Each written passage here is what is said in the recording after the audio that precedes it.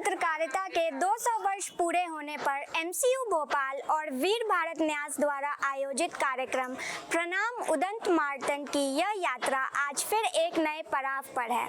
भारत भवन का माहौल ऐसा प्रतीत होता है जैसे समय ने स्वयं पुराने पन्नों को सावधानी से फिर पलट दिया हो। पहले दिन की सांस्कृतिक संध्या की प्रस्तुति ने पूरे सभागार को राष्ट्रभक्ति के रंग में रंग दिया। कलाकारों ने वंदे मातरम की अलग अलग भाषाओं में ऐसी प्रस्तुति दी कि तन मन देशभक्ति से ओत-प्रोत हो उठा। वंदे मातरम, वंदे मातरम, वंदे मातरम, वंदे मातरम। आज इस ऐतिहासिक कार्यक्रम का दूसरा दिन है। आज का सत्र विरासत और चेतना के 200 वर्षों के अनुभव को अपने भीतर समेटे हुए पत्रकारिता के प्रमुख आयामों पर आधारित है। नमस्कार, आप देख रहे हैं एमसीयू दर्शन और मैं हूं आस्था मिश्रा।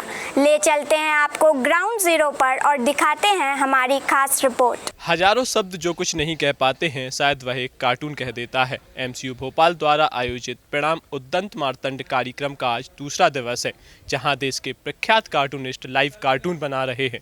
आइए देखते हैं ये रिपोर्ट।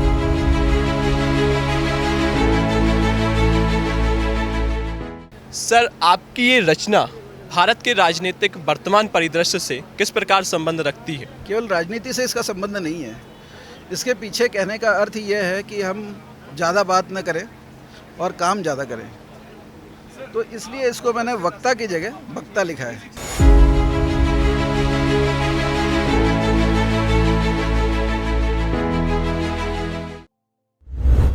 इस विशेष कार्यक्रम में देश भर के वरिष्ठ पत्रकार, विचारक, मीडिया जगत की प्रतिष्ठित हस्तियां एक मंच पर जुट रही हैं।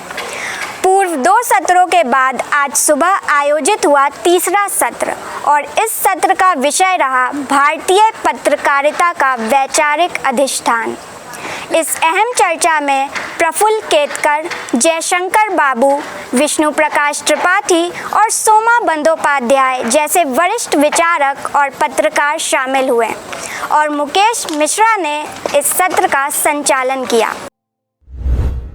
ये प्रणाम उदंत मार्तंड जिसका कार्यक्रम इतने दूर आपने किया है, इसके लिए मैं हृदय तल से आभार व्यक्त करती हूँ।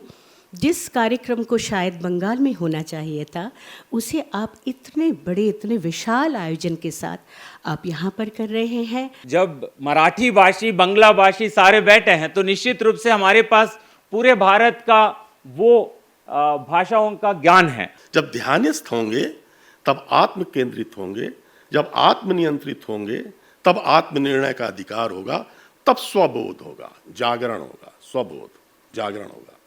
जुगल किशोर शुक्ल जी की उस स्मृति को सही श्रद्धांजलि यही होगी कि हम पत्रकारिता को उस स्व के साथ फिर से एक बार जोड़े, उस राष्ट्रीयता के भाव के साथ जोड़े, उस राष्ट्रीयता के भाव के साथ लोक जागरण करें।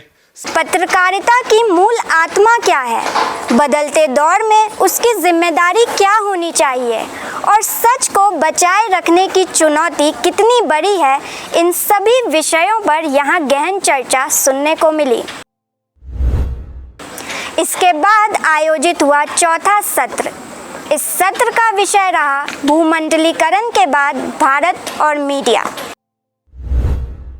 91 के बाद आर्थिक सुधार होना शुरू हुए, दुनिया की नज़र पड़ी, लोग आना शुरू हुए और असम में पहला सैटेलाइट चैनल 2003 में खोला। कोई आपका समर्थक होगा तो कोई आपका विरोधी भी होगा। आपकी कारगुजारी छुप नहीं सकती। ये इस वक्त का सबसे अच्छा दौर है। मीडिया सब तरफ से मुक्त हो गई। भूमंडलीकरण के बाद का जो विषय मुझे लगता, कहीं कैमरों की हलचल, कहीं विचारों की गूंज, तो कहीं कला के जरिए पत्रकारिता की कहानी को जीवंत करने की कोशिश।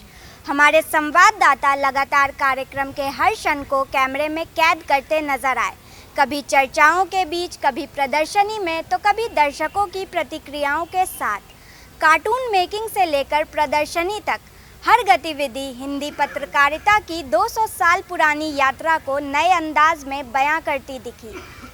यहाँ सिर्फ कार्यक्रम नहीं चल रहा बल्कि पत्रकारिता के अतीत, वर्तमान और भविष्य को एक साथ महसूस किया जा रहा है।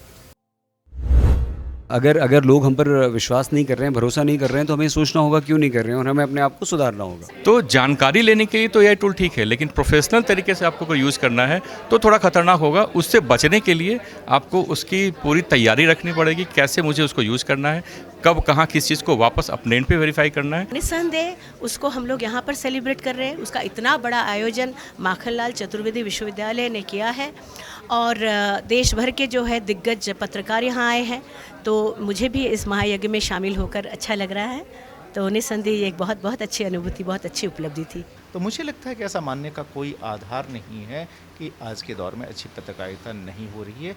अच्छी पत्रकारिता हो रही है, लोगों के करीब हो रही है। और पत्रकारिता जो है बड़े शहरों से निकलकर, जो आज की तारीख में हम लोग हाइपर लोकल कंटेंट जो कहते हैं, जो कि किसी कस्बे की जो अपनी समस्याएं हैं, जो उनके अपने इशूज़ हैं, जो वहाँ के लोग हैं, वहाँ की जो अचीवमेंट्स हैं, उनको भी जगह दी जा रही है। तो मैं तो काफ़ी सकारात्मक हूँ पत्रकारिता के मौजूदा स्वरूप को लेकर।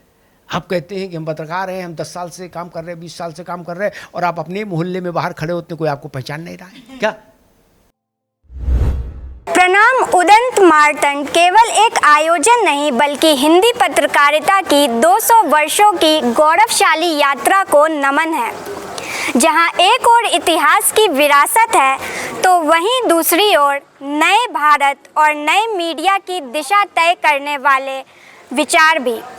फिलहाल के लिए बस इतना ही। मैं आस्था मिश्रा MCU दर्शन के साथ आपसे विदा लेती हूं। धन्यवाद।